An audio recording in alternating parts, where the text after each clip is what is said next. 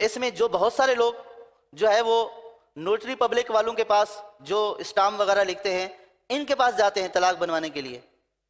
تو میری آپ سے مدنی التجا ہے کہ ان کے پاس تو آپ طلاق کے کاغذ بنوانے کے لیے جائیں ہی نہیں، بھول کر بھی نہ جائیں، کیونکہ یہ ان کے پاس ایک میٹر تیار رکھا ہوتا ہے،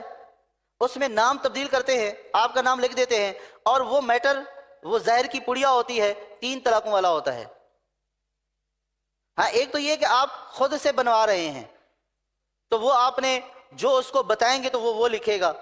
لیکن بہت سارے لوگ جاتے ہی اس لیے ہیں کہ یار ہمیں تو قانونی پہلو پتہ نہیں ہے، تو وہ اس کے پاس چلے گئے کہ جی مجھے طلاق کا کاغذ بنا کر دے دیں، اور اس نے وہ زہر کی پڑیا اس کو بنا کر دے دی اور اس نے اس کے اوپر سائن کر دیے، تو اس میں 3 طلاقیں ہوتی ہے، اب تو کوئی آپشن ہی نہیں ہے. ٹھیک ہے، تو لہٰذا اس میں اگر کوئی آپ کا عزیز مبتلا ہو رہا ہے، کچھ ایسا ہو رہا ہے، تو اب آپ سن رہے ہیں ساری چیزوں کی نزاکت کو، تو آپ نے روکنا ہے، بھائی رک جائیں. کہ اگر آپ بیمار ہوں گے تو آپ ڈاکٹر کے پاس جائیں گے یا گوشت والے کے پاس جائیں گے علاج کے لیے؟ تو بولیں گے بھائی یہ شرعی مسئلہ ہے، کسی مفتی صاحب سے پوچھیں. ٹھیک ہے، اس نے تو پیسے کمانے ہوتے ہیں، یعنی کہ طلاق بھی وہ ایسی دلواتا ہے کہ جس کی کوئی اور پیسے بھی لے لیتا ہے. اور ہماری عقل یعنی کہ ایسی ماری جاتی ہے کہ ہم پیسے دے کر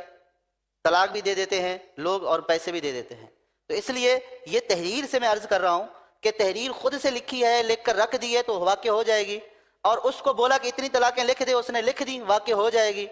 اور اس نے میٹر بنا دیا اور اس نے اس کو پڑھ لیا اور اس کے اوپر سائن کر دیے، ہو جائیں گی جتنی واقع ہو جائیں گی. لیکن اگر اس کو طلاق لکھنے کا بولنا ہی یہ طلاق ہے، کسی کو طلاق لکھنے کا بولنا ہی طلاق ہے، بات سمجھ میں آ رہی ہے؟ تو اس بات کو ذہن میں رکھیں، تحریر سے بھی طلاق واقع ہو جاتی ہے. لہٰذا جو ہے وہ تحریر اگر لکھنی ہے تو کسی ذی شعور عالم سے، کسی مفتی سے، یا کسی ذی شعور جو علماء کی صحبت میں بیٹھنے والا ہو، اس سے مشورہ اس طور پر کر سکتے ہیں، کیونکہ اگر وہ ذی شعور ہوگا تو وہ آپ کو کسی عالم کے پاس جانے کا ہی بولے گا، خود سے مشورہ نہیں دے گا، اور نہ ہی